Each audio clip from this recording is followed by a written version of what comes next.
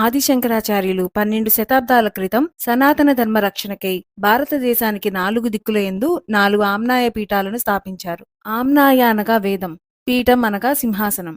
4 వేదాలను పరిరక్షించి దేశానికి నలుమూలలా వాటిని ప్రచారం చేయుటకై ఒక్కొక్క వేదానికి ఒక్కొక్క పీఠాన్ని స్థాపించారు. ఋగ్వేద రక్షణకై తూర్పున పూరీనందు గోవర్ధన మఠాన్ని, యజుర్వేద రక్షణకై దక్షిణాన శృంగేరి నందు శృంగేరి మఠాన్ని, సామవేద రక్షణకై పశ్చిమాన ద్వారకనందు కాళికా మఠాన్ని, అధర్వణ వేద రక్షణకై ఉత్తరాన బదరికాశ్రమమునందు జ్యోతిర్మఠాన్ని స్థాపించారు. అంతేకాదు ఈ 4 మఠాలకు తన 4 శిష్యులను ఆచార్యులుగా నియమించారు. గోవర్ధన మఠానికి శ్రీ హస్తమలకాచార్యుని, శృంగేరి శారదాపీఠానికి శ్రీ సురేశ్వరాచార్యులని, ద్వారకా మఠానికి శ్రీ పద్మపాదాచార్యులని, జ్యోతిర్మఠమునకు శ్రీ తోటకాచార్యులని నియమించారు. హిందూ ధర్మాన్ని పటిష్టపరిచి దాని ఔన్నత్యాన్ని దేశ నలుమూలలా చాటి చెప్పి ఆ పరంధాముని చేరుకునే మార్గాన్ని మన కోసం సులభతరం చేసిన ఆదిశంకరాచార్యుల మార్గం మనందరికీ మార్గదర్శకం.